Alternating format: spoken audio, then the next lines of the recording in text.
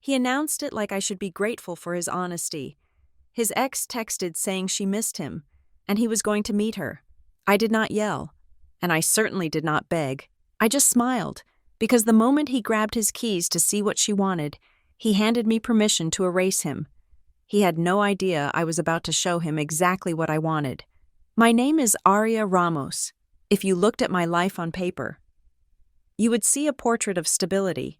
I have a career that demands precision, a credit score that sits comfortably in the high hundreds, and an apartment that always smells faintly of eucalyptus and linen. I am the woman people call when they need a ride from the airport at 2 a.m. or when they need someone to talk them out of a panic attack. I am steady. I am competent. I am the person who fixes things, but I did not start this way. I earned this peace. I fought for it through a decade of noise and clutter, scraping together a life that felt safe. I value peace because I know exactly how expensive chaos can be. Grant Hollis, on the other hand, was addicted to the noise. Grant was charming in that way that feels like a warm wind on a cold day. When he focused on you, you felt like the only person in the room. He had a smile that could disarm a traffic cop and a laugh that made you want to tell him your darkest secrets. But beneath that charm was a restless, vibrating energy. He was a man who claimed to want a simple life while simultaneously setting small fires, just to see if the smoke detectors were working. For 2 years, I was his safe harbor. That was the role I had been cast in, without ever really auditioning for it. I was the shore he swam back to when the ocean of his own bad decisions got too rough. He would come home, exhausted from whatever drama he had manufactured at his job or with his misunderstood friends, and he would collapse into the order I had created. He loved my stability. Or rather, he loved what my stability did for him. It allowed him to be messy because he knew I would always be there to tidy up the edges. But lately, the dynamic had shifted. The gratitude had curdled into something that looked a lot like resentment. It wasn't loud. It wasn't shouting matches or slammed doors. It was a quiet, creeping disrespect. It was the way he would interrupt me in the middle of a sentence to check a notification on his phone. It was the way he made jokes at dinner parties. Jokes that were just sharp enough to cut, but delivered with a smile so I would look crazy if I got offended.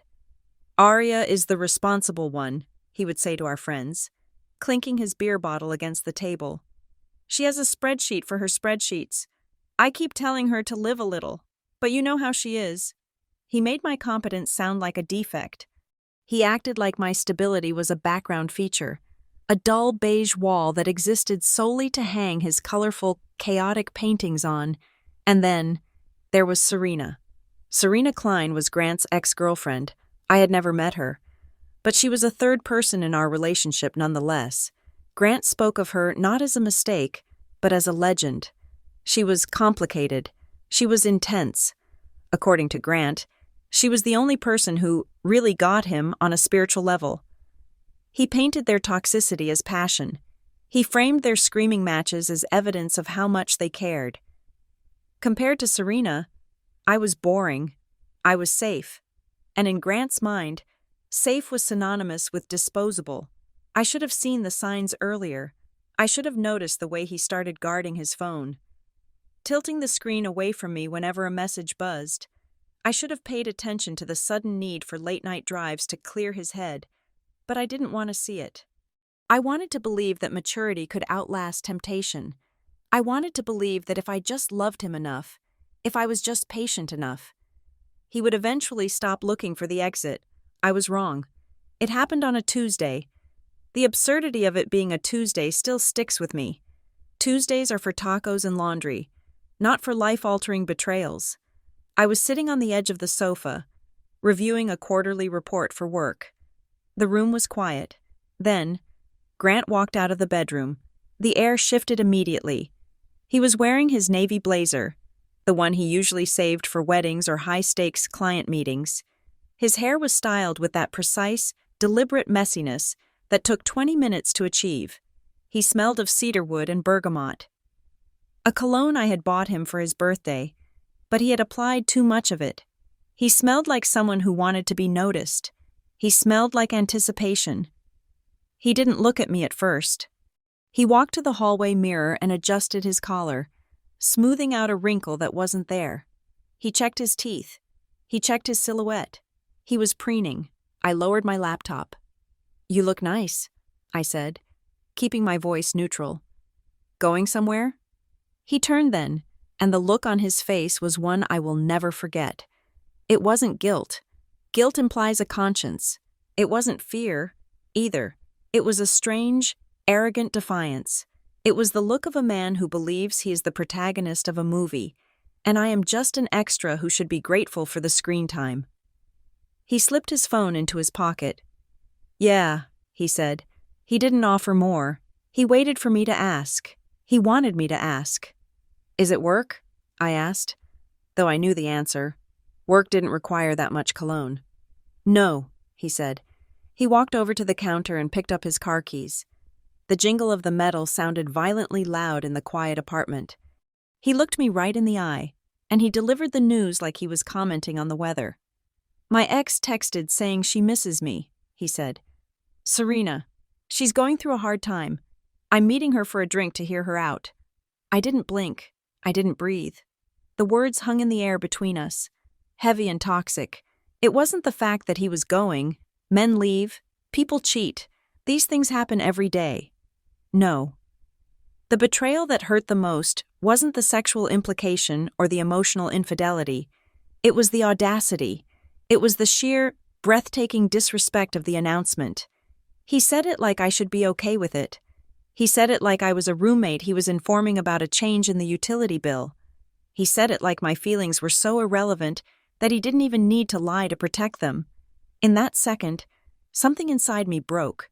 But it didn't shatter into tears or screaming. It broke cleanly, like a dry branch snapping in winter. I looked at him, really looked at him, and I felt a cold clarity wash over me. It was like a switch flipping in a dark room, flooding everything with harsh, fluorescent light. I realized then that this wasn't a mistake. This was a test. I have a theory about boundaries. I learned it the hard way in my 20s. When someone tests your boundaries, when they push against the line you have drawn in the sand, they are not confused. They are not clumsy. They are collecting data. They are checking to see how much they can get away with. They are checking to see if you will fold. Grant was checking to see if I was pathetic enough to let him walk out that door and still be there when he came back. He was banking on my fear of losing him. He was banking on Arya, the safe harbor, Arya, the understanding girlfriend. He thought he was going to see what she wanted. He didn't realize I was about to show him exactly what I wanted. I didn't yell. I didn't beg. I didn't even ask him to stay. I just smiled. It was a small, tight smile, devoid of any warmth. "Okay," I said softly. He seemed surprised by the lack of resistance. He hesitated for a fraction of a second, his hand hovering over the doorknob. He was expecting a fight. He wanted a fight. A fight would have validated him. It would have proven that he was the prize worth fighting for. My silence confused him, but his ego was too loud to listen to the warning bells. He took my acceptance as submission. "I won't be late," he said, offering a half-hearted reassurance that was more insult than comfort. "Don't worry about the time," I replied. He nodded, satisfied. He turned back to the mirror one last time, adjusting his jacket, checking his reflection to ensure he looked perfect for the woman who had broken his heart 3 years ago. "I just need to see what she has to say," he muttered, mostly to himself. "Go ahead," I said. "Go see." He opened the door. The hallway light spilled in, cutting a jagged line across the floor. He stepped out, and the door clicked shut behind him. I sat there for exactly 10 seconds. I listened to his footsteps retreat down the hallway. I listened to the elevator ding. Then, I stood up. The Arya who valued peace was still here, but she was done negotiating for it. He had handed me the permission to erase him, and I intended to be very, very thorough, to understand why I didn't scream when he walked out that door. You have to understand that he had been leaving me by inches for months. The physical departure was just the final punctuation mark on a sentence he had been writing since autumn. It started with her name, just a syllable or two, dropped casually into conversation like loose change. We would be at a restaurant, and he would glance at the menu and say that Serena used to love the calamari here. We would be driving, and a song would come on the radio, something angsty and loud, and he would chuckle and say that this was Serena's anthem back in the day. At first, I let it slide. We all have histories, we all have ghosts, but then the ghost started pulling up a chair at our dinner table. One evening, while we were watching a movie, he laughed at a scene and told me that Serena had this specific way of snorting when she laughed that was hilarious. He looked at me, waiting for me to laugh with him, inviting me to enjoy the memory of the woman he slept with before me. I set the remote down on the coffee table. I kept my voice even, the way you do when you are trying not to startle a wild animal. I told him that I did not want her in our home. Even as a story, I told him that our relationship had enough room for 2 people, but not 3. Grant threw his hands up. He sighed. A long, exaggerated exhale that was meant to make me feel small. He told me I was being controlling. He said I was insecure. He asked why I was so threatened by someone who was in the past. He twisted it until my boundary looked like a cage I was building around him. He didn't mention that I was the one who paid for the cage. That was the part of the dynamic our friends never saw. To the world, Grant was the visionary. He was the charming, creative soul who was just waiting for his big break. I was the steady girlfriend, the one with the corporate job and the benefits package. I supported him through the instability that he called a process. When he quit his sales job because it was stifling his spirit, I covered the rent. When he decided he was going to launch a podcast about urban philosophy, I bought the microphones and the soundproofing foam that eventually ended up gathering dust in the closet. When he had a sudden urge to get into film photography, I paid for the vintage cameras and the expensive film stock. I kept the bills quiet so he could feel loud. I absorbed the stress of the overdue notices and the rising rent prices so that he could maintain his artist persona. I thought I was investing in our future. I thought I was being a partner. But looking back, I was just a venture capitalist funding a bad investment. While I was balancing our budget, Grant was checking out. The patterns emerged slowly. It was the late drives first. He would get restless around 9 o'clock at night. He would say the apartment felt small, or that he needed to clear his head. He would grab his keys and vanish for 2 hours, coming back smelling of cold air and secrets. Then came the phone hygiene. Grant used to leave his phone face up on the counter. He used to ask me to answer texts for him when he was driving. Suddenly, the phone was always in his pocket or face down on the table. If we were sitting on the couch, he would angle his body slightly away from me, creating a physical wall between my eyes and his screen. He started caring about his appearance in ways that didn't match our routine. Grant was a guy who was happy in sweatpants and a faded t-shirt, but then, on random Tuesdays or Thursdays, he would shave. He would put on the crisp, button-down shirt instead of the wrinkled one. He would check his teeth in the hallway mirror before running a quick errand to the pharmacy. I noticed. Of course I noticed. I have a job that requires me to spot discrepancies in data sets that are thousands of lines long. I saw the data points. I just refused to draw the conclusion.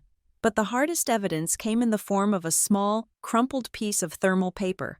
I was doing the laundry, checking pockets, a habit born from the time he left a red marker in his jeans and ruined a load of white sheets.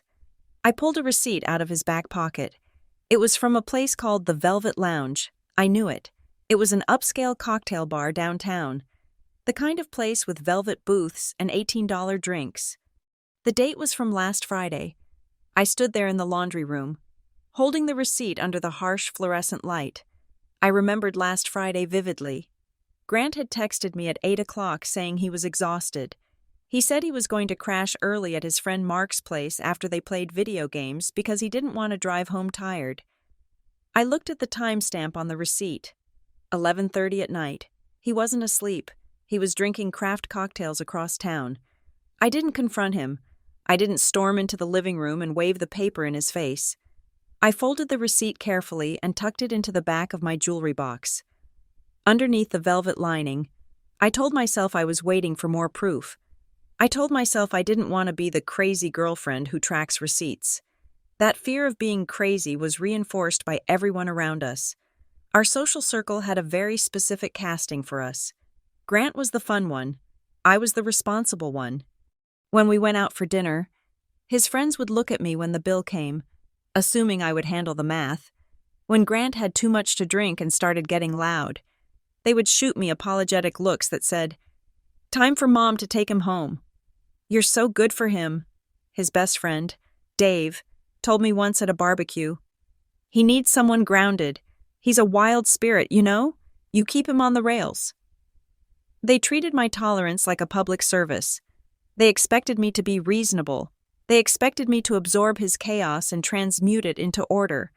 If I had made a scene about the receipt, or the text messages, or the late nights, I would have broken character. I would have become the villain in the story of Grant's difficult life. So I tried to be the cool girl. I tried to be the partner who doesn't overreact. I swallowed my intuition because I thought that maturity was a contest, and that if I could just hold my breath longer than anyone else, I would win. I thought that if I provided a home that was calm and undemanding, he would eventually realize that peace was better than the adrenaline rush of a toxic ex. I was naive. I didn't realize that for a man like Grant, peace is boring. Peace feels like death. The warning signs culminated in a phrase he started using. It started as a compliment, or at least, that is how he sold it. "I love being with you," he would say, usually after he had come back from one of his moods. "You're so safe." At first, I took it as a badge of honor. I wanted to be safe. I wanted to be a refuge. But the tone changed. Over the last month, he started saying it differently. He would look at me while I was meal prepping for the week, or folding his laundry, or paying the electric bill. And he would say it with a sigh. "You're safe, Arya. You're just so safe." It wasn't a compliment anymore. It was an insult. It was a synonym for predictable. It meant I offered no challenge. It meant he knew exactly where I would be and what I would be doing at any given moment. It meant he thought he had me solved. He equated safety with a lack of passion. He didn't understand that safety is what allows you to sleep at night. He didn't understand that safety is built on the back of 1,000 unglamorous choices. He wanted the storm. He wanted the uncertainty. And because I refused to be a storm, he went looking for one. I held on to that receipt in my jewelry box. And I held on to the silence in our apartment. I watched him groom himself for outings he wouldn't explain. I watched him smile at his phone screen with a tenderness he hadn't shown me in a year. I knew it was coming. I just didn't know he would do it with such arrogant transparency. I didn't know he would look at the safety I built for him and decide it was a prison he needed to break out of. But he was about to learn that safety has two sides. A fortress keeps you safe, yes. But when the gates lock from the outside, it also keeps you out. And I was holding the only key. The elevator ride up to the 14th floor of the building usually gave me exactly 45 seconds to transition from Arya the project manager at Northlake Dynamics to Arya the partner. Tuesday evenings were supposed to be the easiest shift. My team had wrapped our weekly sync by 4, and the commute had been mercifully free of gridlock.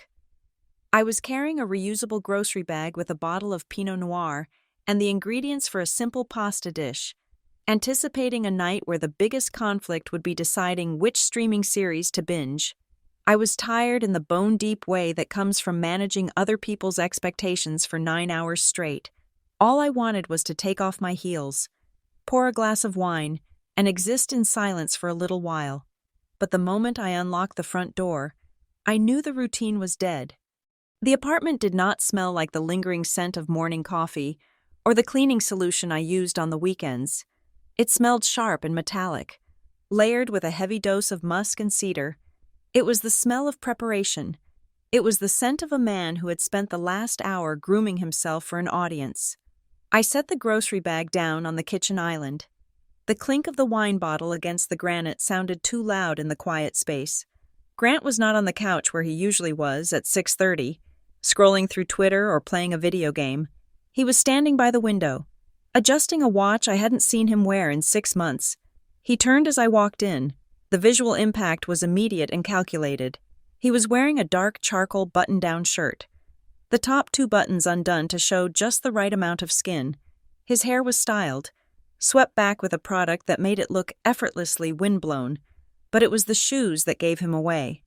He was wearing his Italian leather loafers, the ones he complained pinched his toes, the ones he only wore to weddings, interviews, or events where he needed to impress someone who could do something for him. He didn't say hello. He didn't ask about my day at Northlake. He didn't even look at the groceries I had brought for us. "Serena texted," he said. He delivered the name like he was dropping a heavy stone onto a glass table, waiting to see if it would shatter. I stood very still near the kitchen island, my hands still resting on the cold marble. I felt a strange, detached buzzing in my ears. "Serena," I repeated, the word tasting like ash. "She's not doing well. Arya," Grant said, his voice dropping into a register of practiced concern. He walked toward the kitchen, not to greet me, but to grab his car keys from the bowl. "She reached out about an hour ago. She's spiraling. She said she misses me, that she feels lost." I watched him pick up the keys. His movements were fluid, agitated, energized. This wasn't a man burdened by a friend's crisis. This was a man buzzing with the adrenaline of being wanted. "I'm meeting her," he added, as if it were the only logical conclusion to the previous sentence. I looked at his shoes again, then I looked at his face. "You are meeting her," I said, my voice flat. "Dressed like that?" Grant looked down at his outfit and then back at me, his expression tightening into a defensive frown. "I just threw this on. Don't start reading into things. This isn't about clothes. It is about a human being in crisis." "Why does she have access to you?" I asked. The question stopped him. He blinked, clearly expecting me to ask where they were going or when he would be back. He wasn't expecting a structural audit of the situation. "What do you mean?" "I mean, we have been together for 2 years, I said, keeping my volume low. "We live together. You told me you blocked her number 18 months ago after she called you at 3 a.m. screaming, so why does she have access to you now? Why is the channel open?" Grant let out a sharp, incredulous laugh. He ran a hand through his perfectly styled hair. "Jesus, Arya, is that really what matters right now? Technicalities? She unblocked me. Or maybe I forgot to block a new number. Who cares? She's hurting. She reached out to the one person who actually understands her history." "You are framing this as a rescue mission," I said, stepping away from the island so there was nothing between us. "But you are dressed for a date. You are wearing the cologne I bought you for our anniversary. You are wearing the shoes you wear when you want to be looked at. This isn't compassion, Grant. This is an ego trip." His face darkened.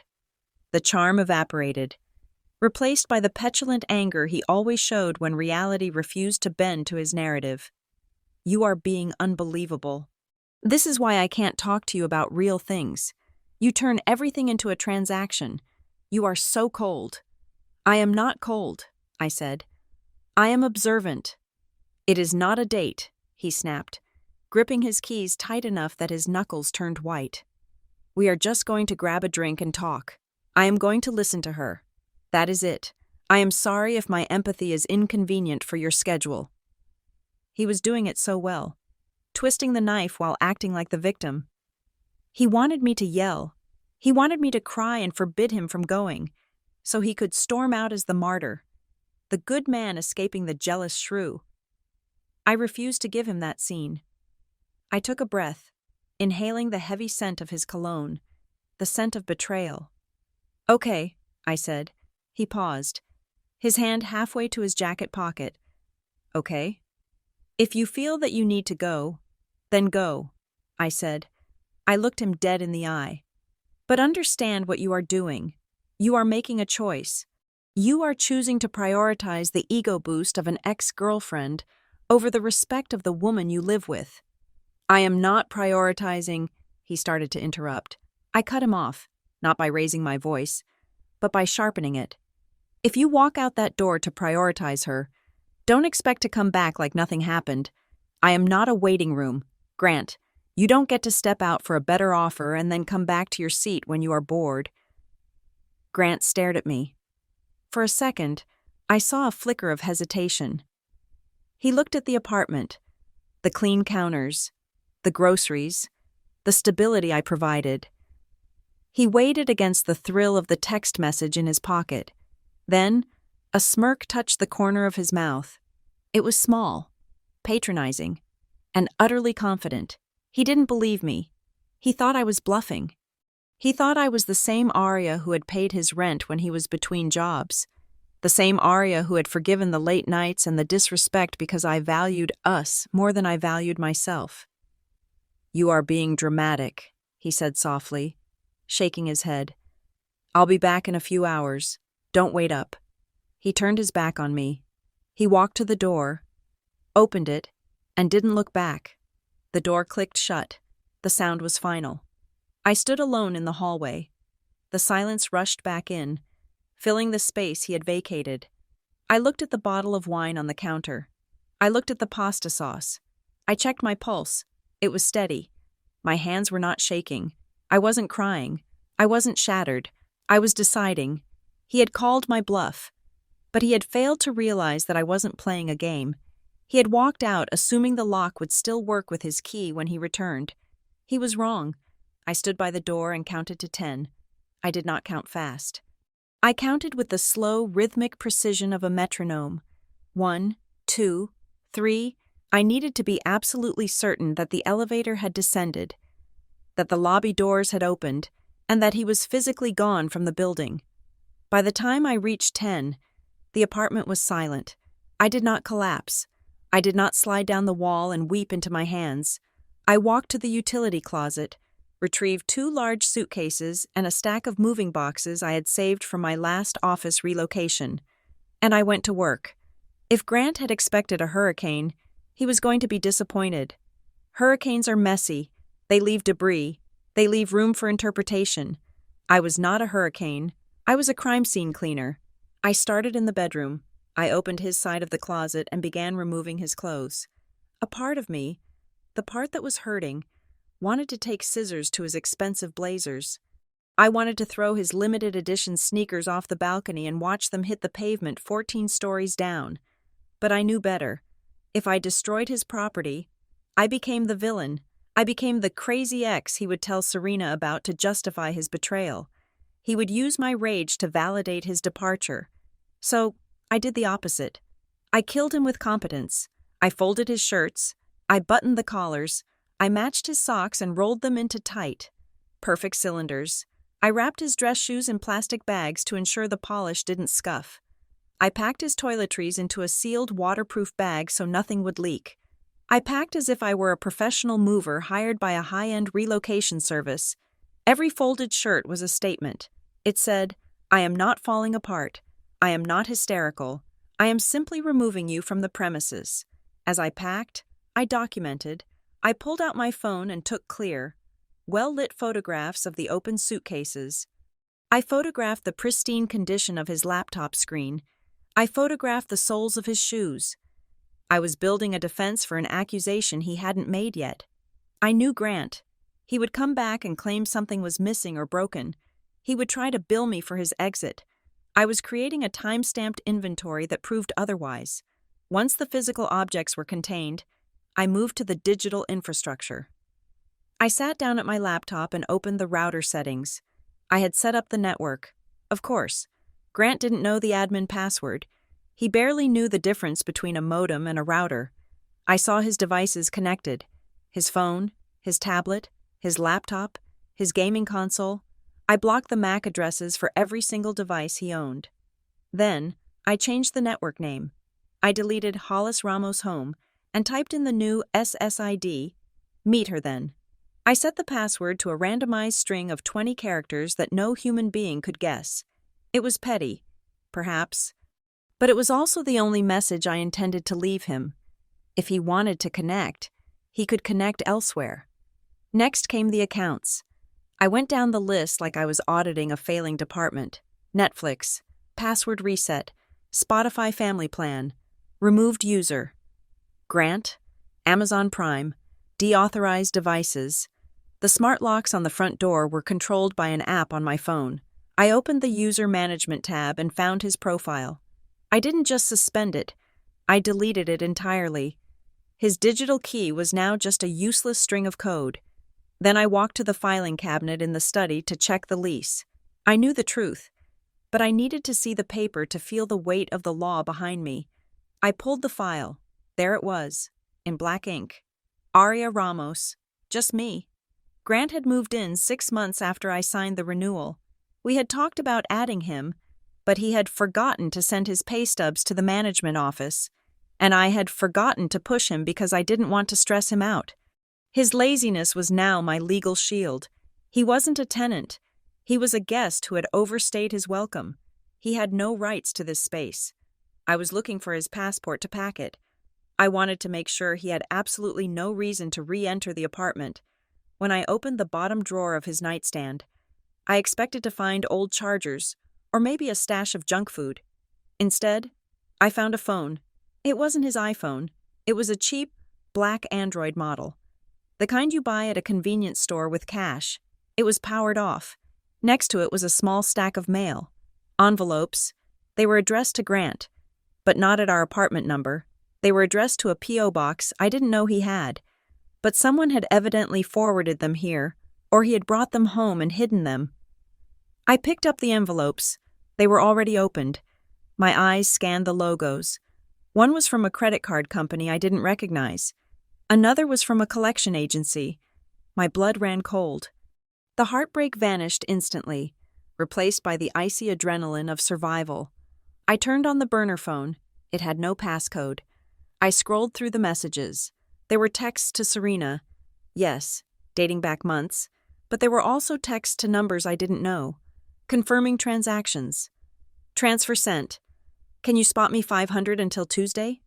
Don't call the house line. I realized then that I wasn't just dealing with a cheating boyfriend. I was dealing with a parasite. I didn't panic. Panic is for people who don't have a plan. I sat back down at my laptop. My fingers flew across the keyboard. I wasn't crying over lost love anymore. I was securing the perimeter. I logged into the 3 major credit bureaus: Equifax, Experian, TransUnion. Freeze my credit, freeze my credit, freeze my credit. I locked down my identity with the ferocity of a bank vault door slamming shut. I set up fraud alerts. I changed the pins on my debit cards. I reviewed my bank statements for the last 6 months, looking for anything that didn't look like me. The betrayal of the heart was one thing. I could survive a broken heart. But financial ruin? Identity theft? That was a different kind of war.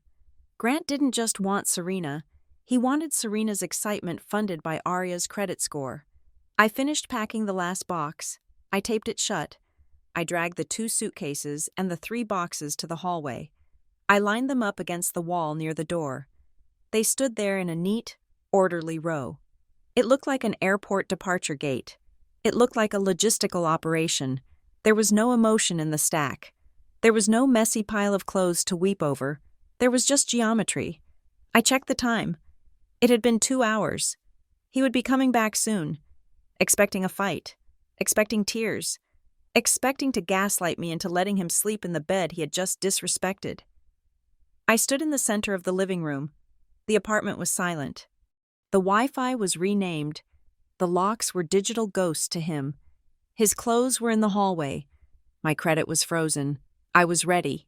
I turned off the main lights, leaving only the small lamp by the door illuminated. It cast a long shadow over his luggage. I waited. It was 12:42 in the morning when the lock turned. I knew the exact time because I had been watching the digital numbers on the microwave shift for the last 40 minutes. I was standing in the shadows of the kitchen, just out of the line of sight from the front door, waiting. Grant did not come in quietly. A man who feels guilty creeps in. He takes off his shoes to silence his steps. He holds his breath. Grant did none of that. He opened the door with a loud, aggressive swing. He hummed a tuneless melody under his breath, stepping into the apartment with the heavy, flat-footed stride of someone forcing normalcy.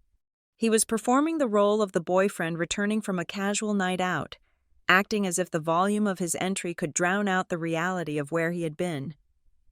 He took 2 steps into the foyer and crashed directly into the wall of luggage I had constructed. His shin hit the hard plastic of the suitcase with a hollow thud. He stumbled, catching himself on the doorframe, and the humming stopped instantly. "What the hell?" he snapped, his voice sharp with irritation. He kicked the bag that had tripped him, as if the luggage were a disobedient pet. What is all this? He wasn't asking why his life was packed up. He was asking why there was an obstacle in his path. He was more offended by the inconvenience of the bags than he was concerned about what they represented. I stepped out of the shadows. I didn't turn on the overhead light. The lamp I had left on by the door cast enough illumination to carve his face out of the darkness. He looked up, startled. His eyes were glassy, the pupils slightly dilated, and then the smell hit me. It wafted off him in waves, a cloying, floral sweetness that was not mine. It was Serena's perfume. Beneath that was the stale tang of bar smoke and the sour note of whiskey, but the strongest scent was his confidence. He smelled like a man who thought he had successfully spun plates. He looked flushed, energized, carrying the residual high of being the center of attention for 2 women in one night. "You're awake," he said, and his tone shifted instantly from annoyance to a practiced weariness. He rubbed his face with one hand. "God, Arya, why are the lights off? It is creepy." "You tripped," I said calmly. "Yeah, I tripped. Why are there boxes in the hallway? Did you buy something?" He tried to step around the barricade.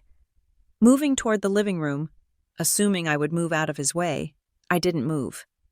"They aren't my boxes, Grant. They are yours." He stopped. He looked at the suitcases, then at the boxes, and finally back at me. He laughed. A short, incredulous sound. "Okay, wow. You are actually doing this? You are really going to play the drama queen card because I went to help a friend?" "A friend," I repeated. "Yes, a friend." He threw his hands up, a gesture of exaggerated frustration. "We just talked, Arya. That is it. We sat in a booth. She cried about her life. I listened. And I came home. I came home to you. But of course, you have to make it weird. You always make things dirty." It was a breathtaking pivot. In 3 sentences, he had tried to turn my boundaries into a character flaw. He was trying to make me feel small for noticing the betrayal, trying to paint my clarity as paranoia.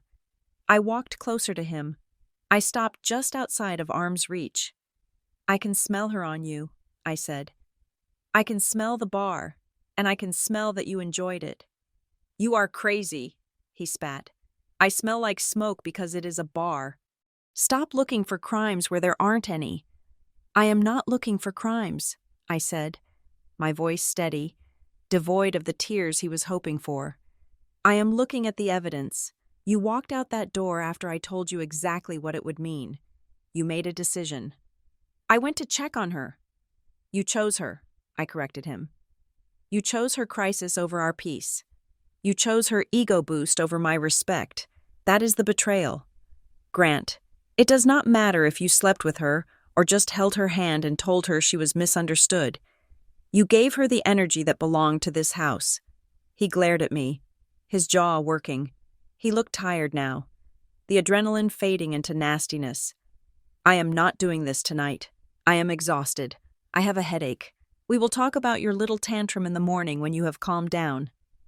He tried to push past me. He reached for the handle of his suitcase to shove it aside so he could get to the bedroom. I stepped into the gap. I didn't shove him back. I didn't raise my hands. I just occupied the space with a solidity he wasn't used to. "You aren't coming in," I said.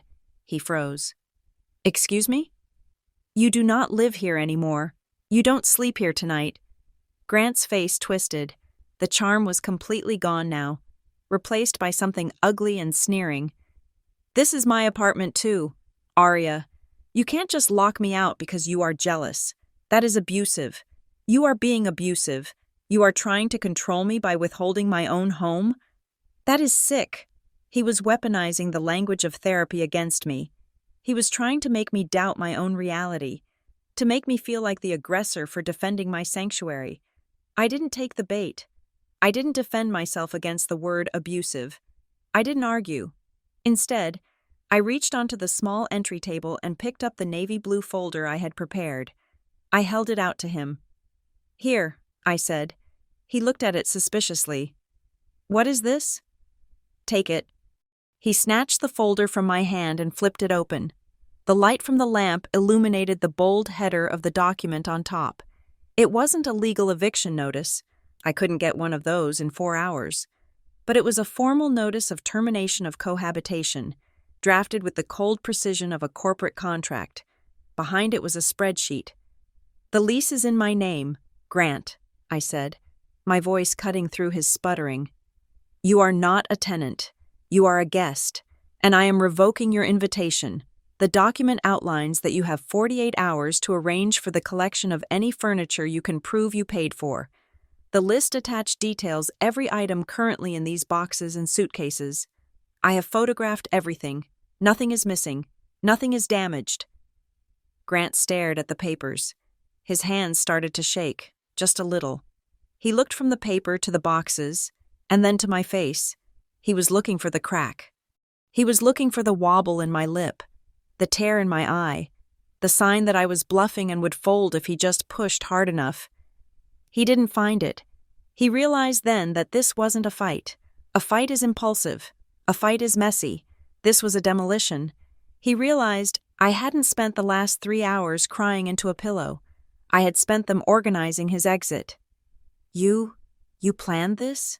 he whispered, the arrogance finally draining out of him, replaced by a dawn of horror. "You packed my life while I was gone?" "I packed your things," I corrected. "Your life is somewhere else now." He looked at the door to the living room, then back at the open front door behind him. He looked smaller than he had 5 minutes ago. The fresh look he had cultivated for Serena now just looked wilting and pathetic. "Arya, baby," he started, his voice pitching up into a desperate whine. "Come on, this is insane. It is 2 a.m. Where am I supposed to go?" "You have a phone," I said. "And you have a friend who misses you." I reached past him, grabbed the handle of the door, and swung it wider. The hallway lights buzzed outside, harsh and unforgiving. "I am helping you, Grant," I said, looking him dead in the eye. He stared at me, mouth open, struggling to process the shift in power. "Helping me?" "I am helping you move closer to what you want." I stepped back. The gesture was clear. He looked at me one last time, waiting for the reprieve. When he saw none, he let out a sound of pure frustration, grabbed the handles of the 2 suitcases, and dragged them angrily across the threshold. The wheels clattering loudly against the floor, he kicked the boxes out into the corridor one by one. He stood in the hallway, surrounded by his cardboard life, and opened his mouth to say something, probably a curse, probably a threat. I didn't let him. I closed the door. The lock clicked into place. It was the loudest sound I had ever heard, and it sounded exactly like a gavel coming down. The silence of the apartment was beautiful. But the digital world was screaming. My phone, which I had placed face down on the kitchen island, began to vibrate. It wasn't a steady buzz. It was a spasm. The screen lit up in rapid succession, a strobe light of Grant's panic. I picked it up and watched the notifications roll in. Grant was cycling through the stages of manipulation like a desperate gambler trying every slot machine in the casino. First came the outrage. "You locked me out? This is illegal. You can't do this. Open the door, Arya. Now." Then, 3 minutes later, the pleading, "Baby, please, I am cold. I am tired. I am sorry, okay? I shouldn't have gone. Just let me in and we can talk. Don't do this to us." Then, the guilt. "I can't believe you would treat me like this after everything. I thought you were different. I thought you were kind. You are acting like a monster." And finally, when silence met his efforts, the threats arrived. "I am going to call the cops. I am going to tell everyone what you really are. You are going to regret this." I didn't reply. I didn't even open the messages to trigger the read receipt. I just screenshot every single one, capturing the timestamps, the tone, and the escalation. It was data, and data was my shield. But Grant wasn't fighting alone. He had activated the flying monkeys, the friends who enable the narcissist because it is easier than confronting him. My phone rang. It was Dave, Grant's best friend. I let it go to voicemail. Then a text from Sarah, one of the wives in our social circle who always told me I was so patient with Grant. Aria, Grant just called me. He says you kicked him out? It is 2 a.m. That is really dangerous. You need to let him back in. Be reasonable. Reasonable. That word again. The shackle they use to keep me in line. I stared at the screen. I could have explained. I could have told Sarah about Serena, about the disrespect, about the sheer audacity of a man leaving his partner to comfort an ex and expecting a warm bed upon return. But explaining is losing.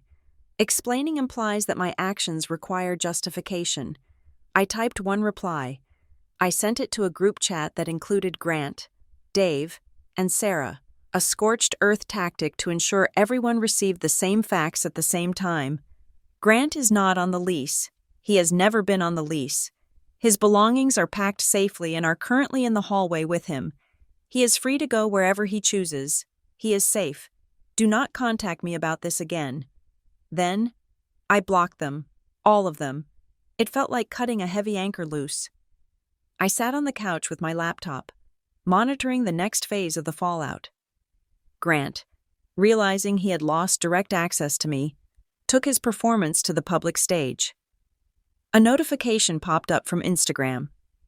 Grant had posted a story, a black screen with small white text. Sometimes the people you trust the most are the ones who hurt you the hardest. Homeless for the night. Realizing who my real friends are. He was vague enough to avoid libel, but specific enough to garner sympathy. He was trying to control the narrative. He wanted people to ask, "Oh my God, are you okay?" So he could spin his version of the truth where I was the villain and he was the martyr. I didn't engage. I didn't post a rebuttal. I didn't post a living my best life selfie. I simply unfollowed him and restricted his account so he couldn't see when I was online. Silence is a vacuum, and narcissists hate vacuums. By refusing to participate in the circus, I was denying him the audience he desperately needed. Instead of fighting on social media, I fought in the real world. I drafted an email to the building manager. I attached a photo of my lease agreement. To management, please be advised that Grant Hollis is no longer a resident of apartment 14B. He does not have a key, and he is not authorized to enter the building. If he attempts to gain access, please consider it trespassing. Please update the front desk security logs immediately. I hit send. It was 3 a.m, but the timestamp would prove I had taken immediate action. Then, my phone buzzed again, a text from a number I didn't have saved. I frowned, hesitating. I was about to block it, assuming it was another one of Grant's friends using a burner. But the preview text caught my eye. It's Maya, Grant's sister. My stomach tightened. Maya and I had always been cordial, but distant. She lived in Chicago and rarely visited. I expected her to be the final boss of the Flying Monkeys, coming to defend her brother's honor. I opened the message, bracing for the attack. I saw his post, and he called Mom, screaming. I started typing a defensive reply, but before I could hit send, a second message bubbled up. Did you find the second phone? I froze. My thumbs hovered over the glass screen. The air in the room seemed to drop 10 degrees. She didn't ask if there was a second phone. She asked if I had found it. I deleted my draft. I typed back slowly. Yes, in the nightstand. 3 dots danced on the screen. Maya was writing, then stopping, then writing again. Finally, the message came through. He did the same thing to his fiancée in college. And the girl before you? It's always a prepaid Android.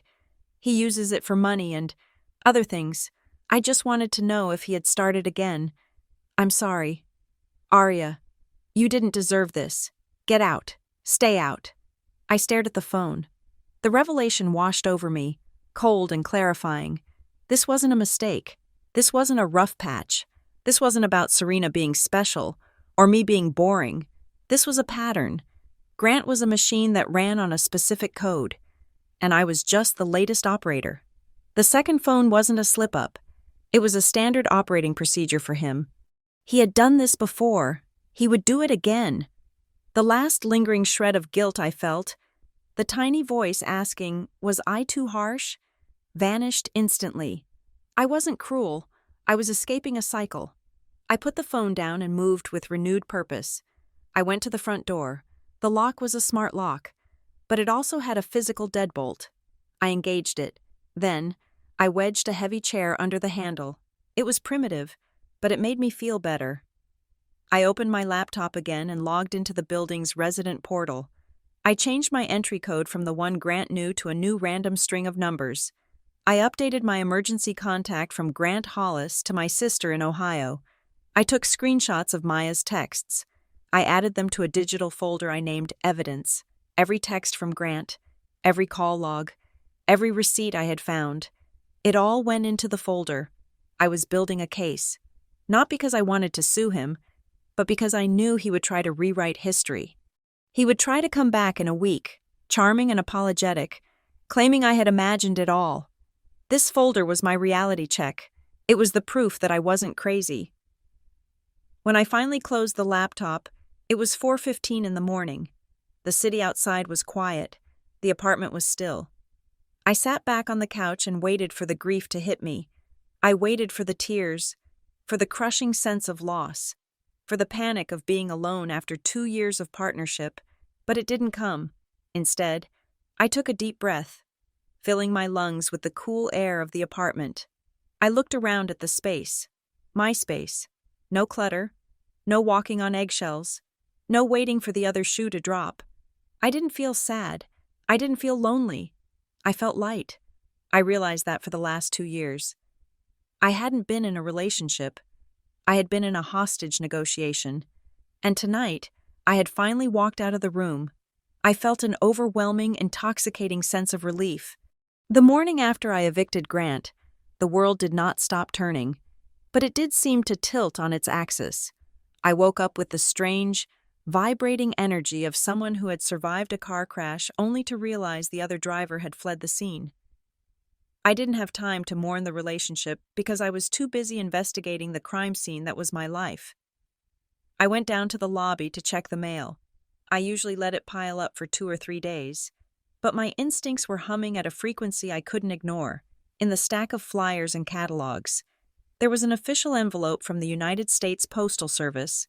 It was a confirmation of a change of address request. I stood in the lobby, the marble floor cold beneath my boots, and read the letter. According to the document, I had requested that all mail under the name Aria Ramos be forwarded to a P.O. box in a neighborhood I rarely visited. The request had been filed 4 days ago. I had not filed it. The implication hit me like a physical blow. Grant wasn't just cheating on me with a woman. He was trying to blind me. He knew the credit card statements and the collection notices were coming. And he had tried to divert my mail so I wouldn't see the damage until it was too late. He was trying to buy himself time to juggle the debts he had racked up in my name. I took the elevator back up to the apartment, not to cry, but to grab my laptop. The sadness I might have felt was incinerated by a cold, white-hot fury. This was no longer a domestic dispute. This was federal mail fraud. I sat at the kitchen island and logged into everything. I didn't just check balances. I checked activity logs. The discoveries came in a sickening cascade. On my primary checking account, there was a new payee added 2 weeks ago. A generic LLC name that, when I Googled it, turned out to be a shell company often used for peer-to-peer money transfers. There were 3 attempted password resets on my retirement account, all initiated from a device I didn't recognize, and then, the red flag that made my stomach turn, a pending application for a personal loan of $15,000. Flagged for review because the income stated on the application didn't match the tax records on file. He had tried to take out a loan in my name. He had tried to leverage my credit score, the score I had spent 10 years perfecting, to fund his exit strategy, or perhaps to impress Serena. I didn't scream.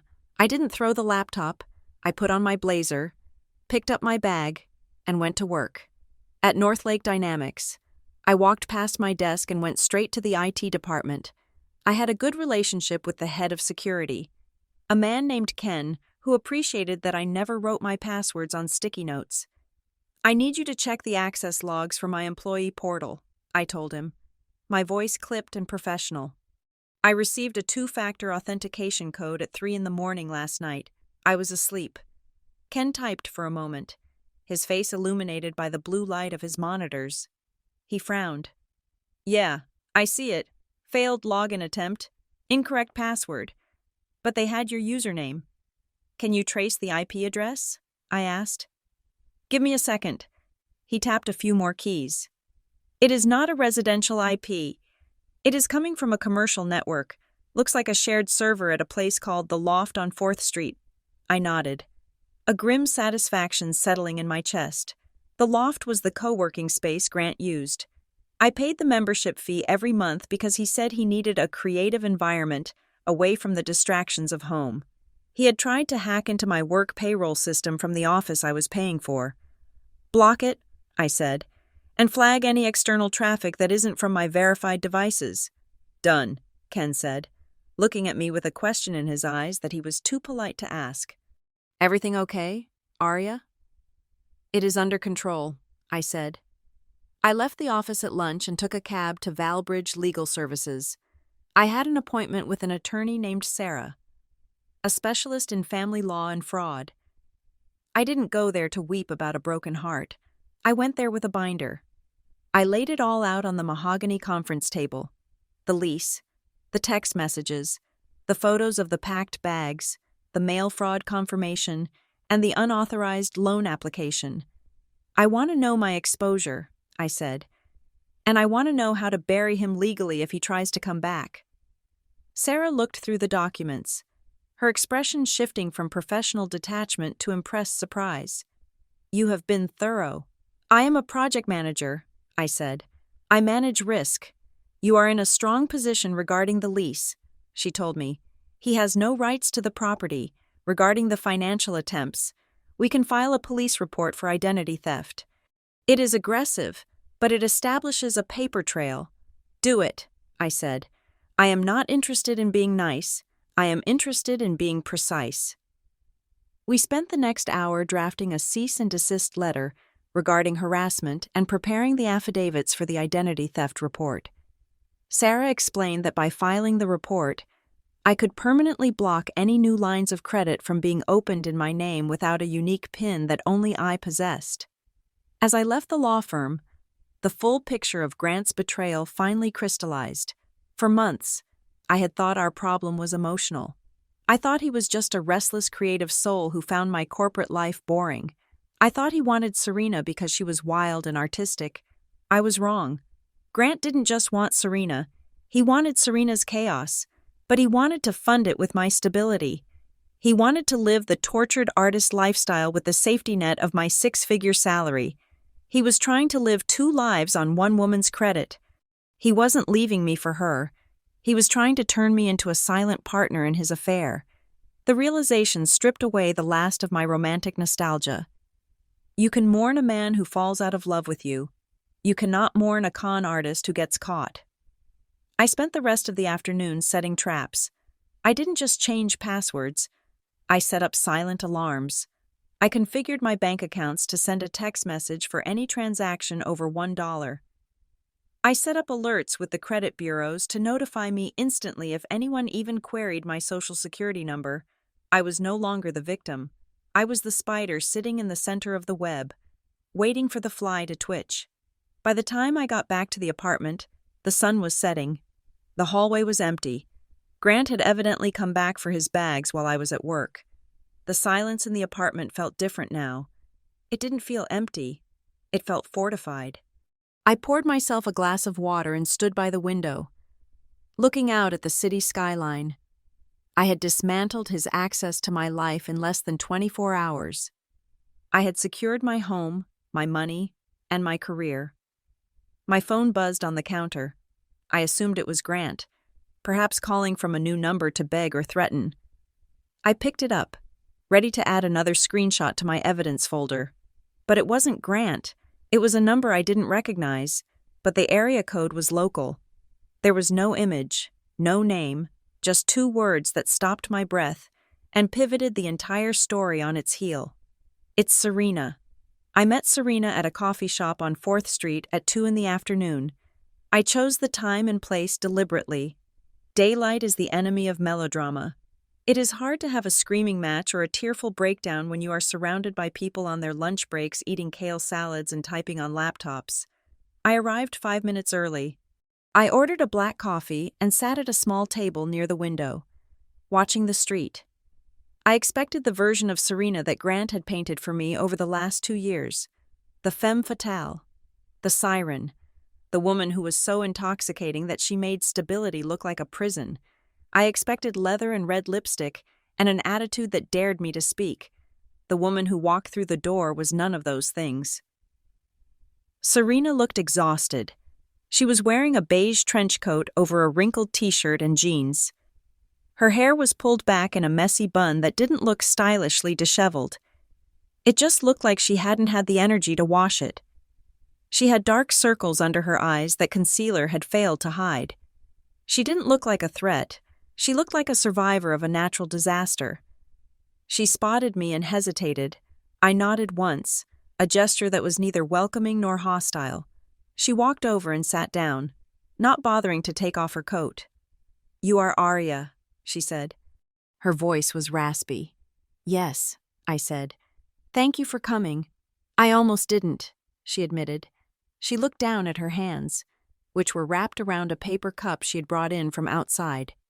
"Grant told me you were crazy. He said you would probably throw hot coffee in my face if I showed up." "Grant says a lot of things," I replied calmly. "I am not here to fight you.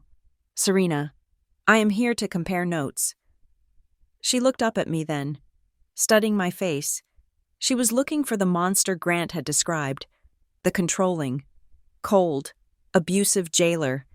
Instead, she saw a woman in a blazer who was sitting perfectly still. "He told me he was leaving you," Serena said. She didn't say it with malice. She said it like she was testing a hypothesis. "He called me 3 weeks ago. He said he was suffocating. He said you monitored his location on his phone and gave him an allowance. He said he was sleeping on the couch because he couldn't stand to be in the same bed as you." I took a sip of my coffee. The lie was so specific, so inverted from reality, that it was almost impressive. "I paid his rent for 2 years," I said. "I bought the groceries. I funded his hobbies. And the only time he slept on the couch was when he stayed up all night playing video games." Serena flinched. She knew I was telling the truth. She could feel it in the weight of my delivery. "He told me he needed support," she whispered. "He said he was finally ready to grow up. But he needed a soft place to land while he extricated himself from you. He made me feel like I was saving him." "That is his pattern," I said. "He creates a crisis, and then he recruits a savior. I was the savior 2 years ago. Now I am the villain, and you are the new savior." Serena laughed. A bitter, hollow sound. "I am not much of a savior. I am broke, Arya. I am a graphic designer, and work has been slow. I thought we were going to struggle together, like romantic starving artists. But then..." She paused, reaching into her pocket and pulling out her phone. "Then he sent me this." She slid the phone across the table. It was a text thread from 2 days ago, the same day he had walked out of my apartment. "Grant. Baby, I need a favor. Since I'm leaving everything behind to be with you, things are going to be tight for a few weeks until my checks clear. Can you open a credit card? Just for our fresh start. We can use it for the deposit on a new place. I will pay it off next month. I promise." I read the text, and a chill went down my spine. The language was identical. Fresh start, checks clearing, I promise. He had said the exact same thing to me when we first moved in together. He had asked me to put the furniture on my card because his transfer was stuck in limbo. "He asked you to open a line of credit," I said, looking up at her. "He knew you were struggling financially, and his first move was to ask for access to your credit score." "I told him no," Serena said. "That is why he came back to your place that night. We got into a fight about it. I told him I couldn't open a card because my credit is already shot. He got cold immediately. He stopped crying about how much he loved me and started checking his watch. He said he had to go handle some things with you. We sat in silence for a moment as the truth settled between us. It was a mathematical equation. Grant didn't overlap us because he was torn between two loves. He overlapped us because we served different functions. I was the resource. I was the steady income, the good credit, the clean apartment. Serena was the adrenaline. She was the ego boost, the validation, the mirror that reflected back the exciting version of himself. But the moment the resource, me, cut him off, he tried to convert the adrenaline, Serena, into a resource. And when she failed to provide the funding, he realized he had nowhere to land. "He is not a romantic torture victim," Serena said, her voice hardening. "He is a leech. He is a parasite," I corrected, "and he is running out of hosts." Serena took her phone back. She scrolled for a moment, her thumb hovering over the screen. "There is something else," she said. "I wasn't going to show you this because it is cruel, but after seeing you, you don't deserve the version of the story he is telling." She pressed play on a voicemail. Grant's voice drifted out of the tiny speaker, tinny and distorted, but unmistakable. He sounded drunk. The timestamp was from a month ago, a night he told me he was at a networking event. "Hey, Serena, it's me. God, I miss you. I am sitting here in this beige apartment, and it is just suffocating. Arya is in the other room making a spreadsheet or something. She is so responsible. It is like living with a bank teller. I am just playing the long game, you know? Keeping the peace until I get this grant money. And then I am out. She is safe, but you are real life." I listened to his voice. I heard the mockery in it. Living with a bank teller. Playing the long game. He had looked me in the eye every day for 2 years, eaten the food I cooked, slept in the sheets I washed, and all the while, he was laughing at me. He was biding his time, using my responsibility as a stepping stone. I felt a flash of anger so intense that my vision actually blurred for a second. I wanted to scream. I wanted to find him and shake him until his teeth rattled, but the anger lasted exactly 10 seconds. I took a deep breath. I pushed the emotion down into the engine room of my mind and converted it into fuel. Anger is useless. Anger is just noise. Action is what matters. "Send that to me," I said. Serena looked surprised. "You want it? It is horrible." "It is evidence," I said. He admits to playing the long game for financial gain. He admits to using me for resources. It goes to intent. If he tries to sue me for illegal eviction or claim that we had a verbal contract for support, this voicemail proves he was operating in bad faith. Serena nodded slowly. She tapped the screen and sent the file. My phone buzzed in my pocket. "I filed a police report yesterday," I told her, "for identity theft and attempted fraud. He tried to take out a loan in my name." Serena's eyes widened. "Identity theft? Jesus, I thought he was just a jerk." "He is a criminal," I said, "and you need to protect yourself.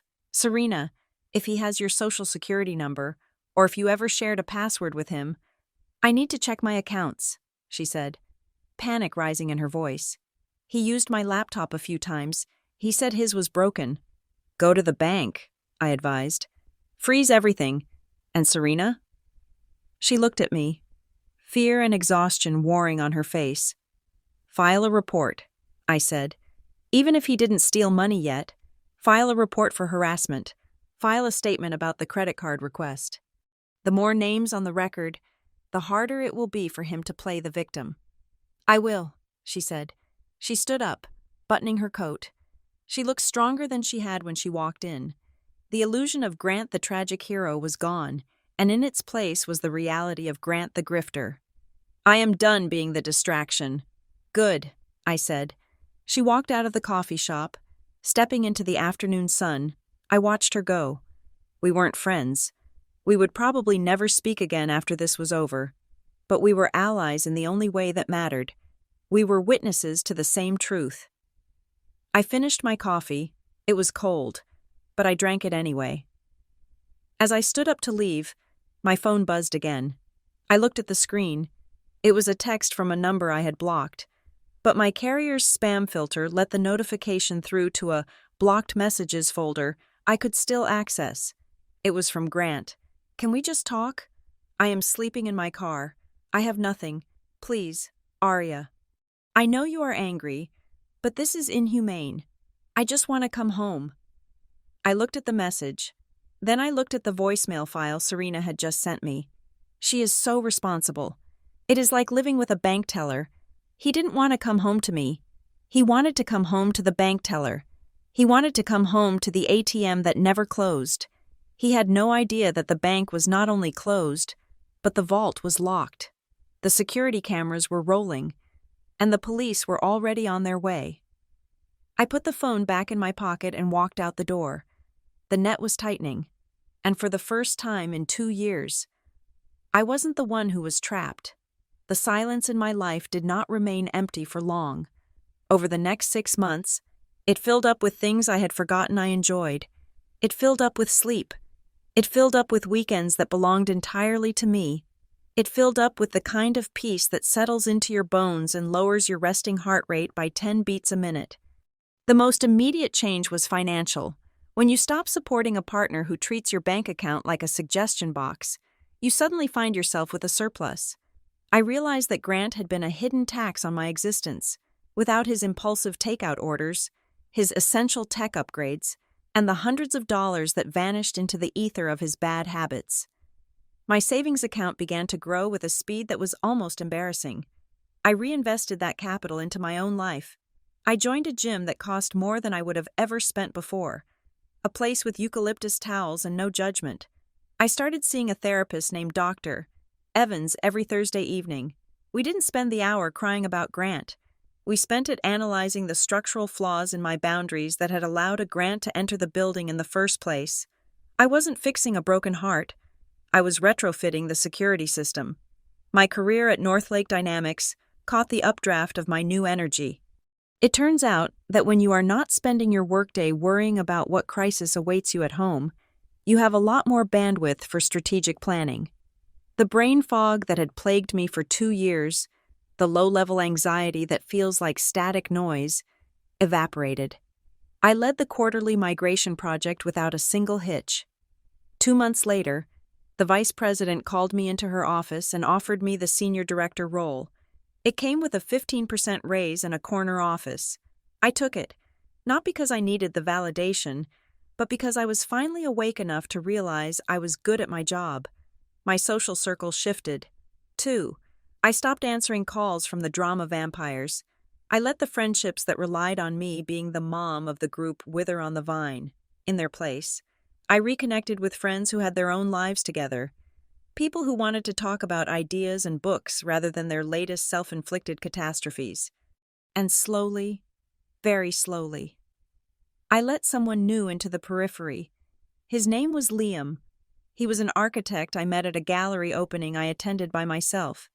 Liam was everything Grant was not. He was grounded. He was direct.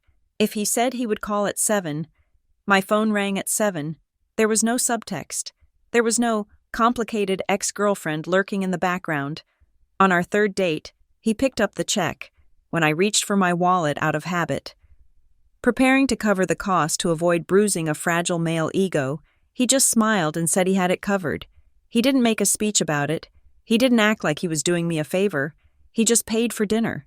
It was such a mundane action, but to me, it felt like visiting a foreign country where the customs were shockingly pleasant. I heard about Grant. Of course, the city is big, but the grapevine is small. I didn't ask for updates, but they trickled in. A mutual friend mentioned that Grant had been kicked out of his sister's place in Chicago after 3 weeks. Another acquaintance saw him working at a bar downtown. But he was let go after a month for conflicts with management. He was bouncing between couches, burning bridges with the efficiency of an arsonist. The old Arya would have felt a pang of guilt. The old Arya would have wondered if she should send a text to check on him. The new Arya just took a sip of her wine and changed the subject. I didn't hate him. Hate requires energy. Hate is an active connection. I had moved past hate into something far more powerful. Indifference. He was no longer a person to me. He was a lesson I had already learned. Then came the collision. It was a Saturday morning in late October. The air was crisp, the kind of weather that demands a trench coat and a scarf. I was at a high-end grocery store in the neighborhood where I now lived, a quieter, leafier district than the one I had shared with Grant.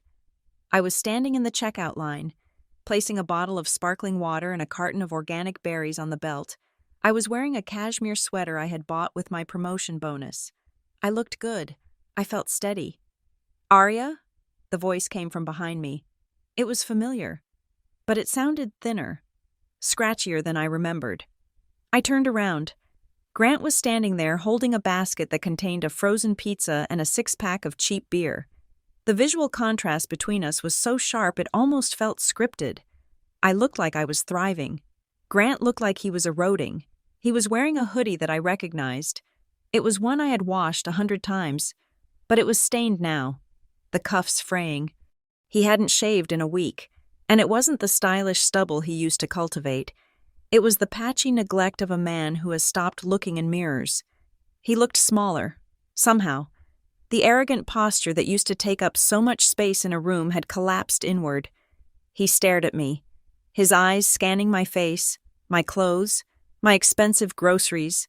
He looked at me like a drowning man looks at a passing boat. "Grant," I said. My voice was polite, cool, and utterly detached. It was the voice I used for vendors who missed a deadline. "Wow," he breathed, shifting his weight. He looked nervous. "You look incredible. I mean, really great." "Thank you," I said. I turned back to the cashier, inserting my chip card into the reader. "I have been thinking about you," he said, stepping a little closer, ignoring the social distance of the line. "I really have. Arya, I was going to call you, but I lost your number when I got a new phone. It has been really rough. You wouldn't believe the bad luck I have had." He was doing it again. He was casting the lure. He was waiting for me to ask, "What happened?" He was waiting for the empathy reflex to kick in. I didn't ask. I tapped my fingers on the counter, waiting for the transaction to approve. "I miss us," he said, his voice dropping to that intimate whisper that used to work on me. "I miss my best friend. We were a good team. Arya, you know that, right? Nobody gets me like you did." I took the receipt from the cashier. I picked up my bag. Then, I finally turned to look at him fully. I looked at the man who had tried to steal my identity. I looked at the man who had mocked me to his mistress. I looked at the man who had called my stability boring until he realized he couldn't survive without it. "I wasn't your best friend, Grant," I said. "I was your safety net." He flinched, his face crumbling into a mix of shock and offense.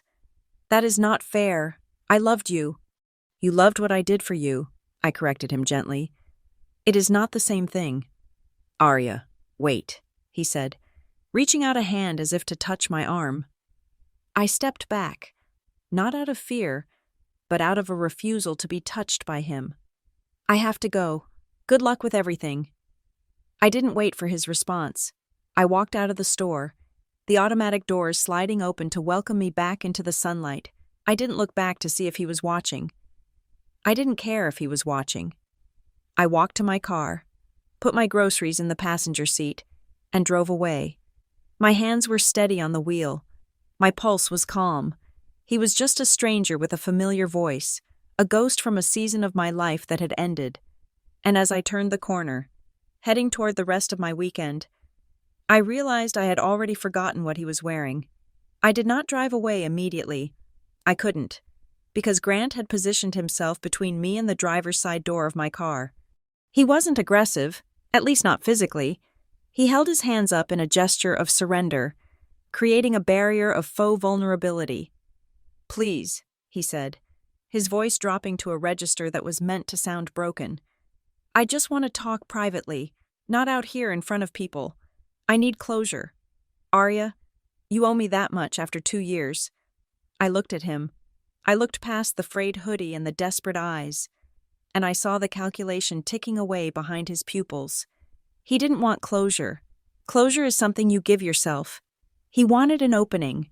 He was scanning me, looking for the old Arya, the one who couldn't stand uncomfortable silences, the one who would smooth things over just to make the tension disappear. He was looking for the woman who fixed things, but that woman was gone. You have 2 minutes, I said, checking my watch. I didn't unlock the car. I stood with my back to the metal frame, crossing my arms. Talk.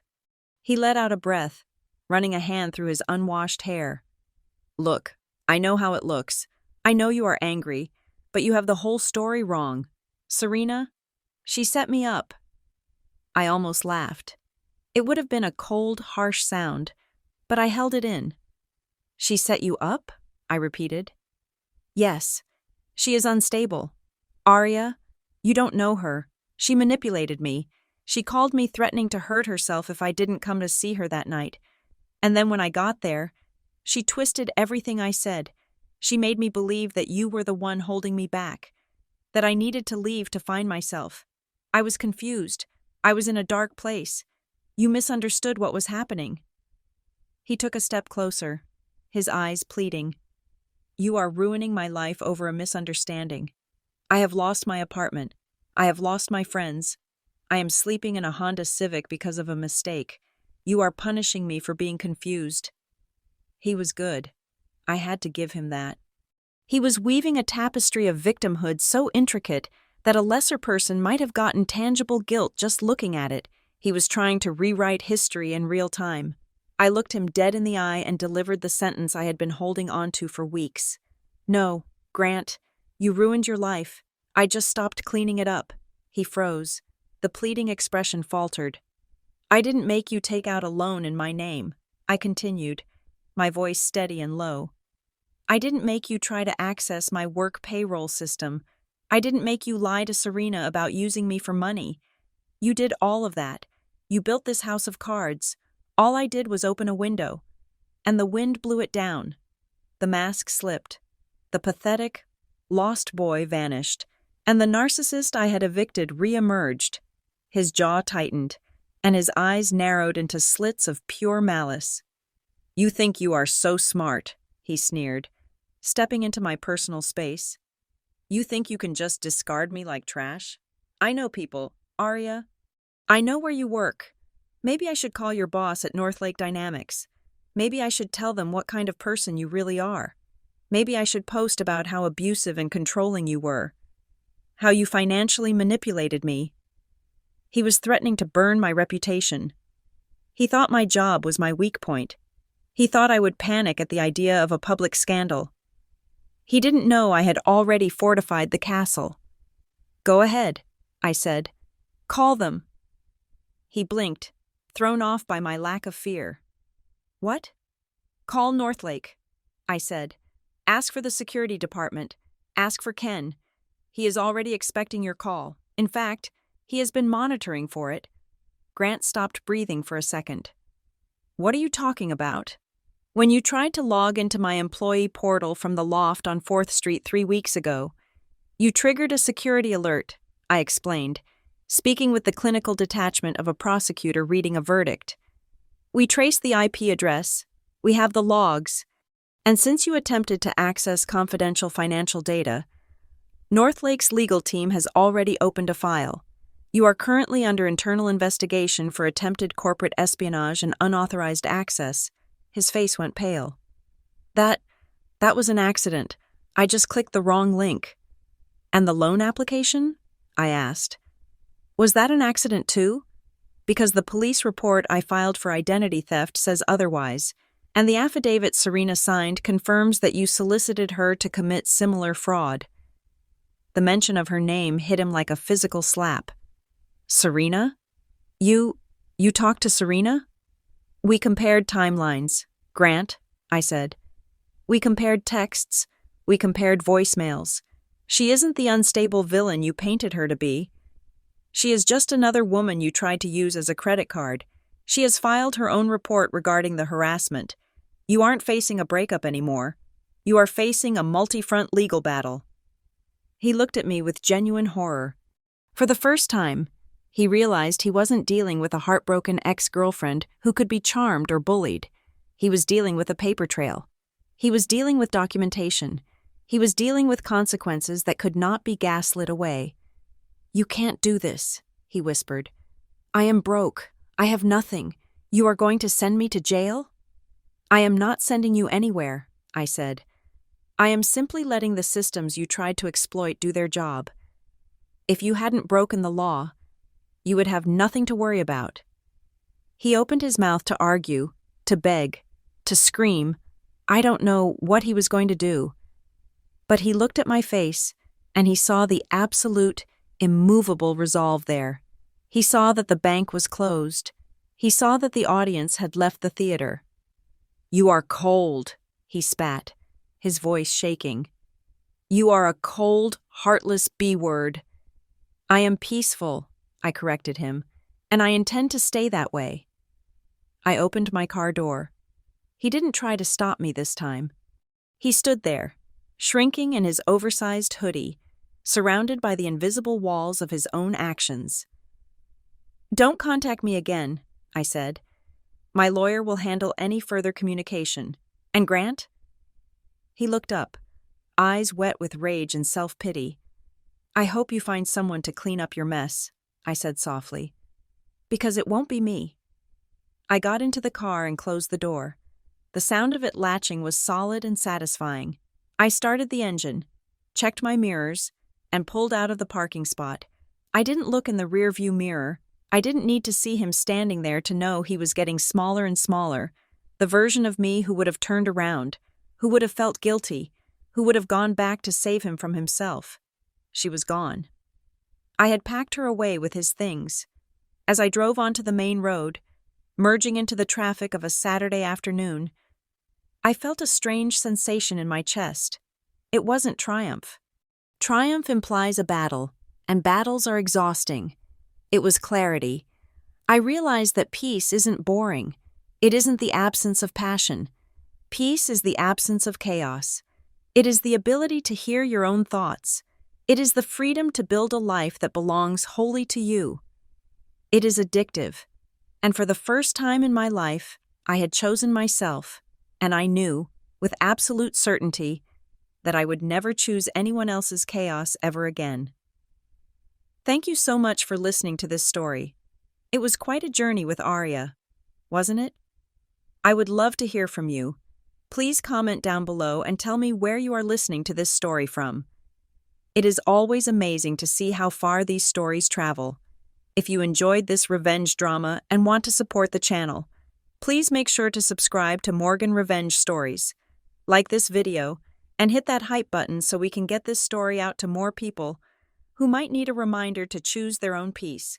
See you in the next one.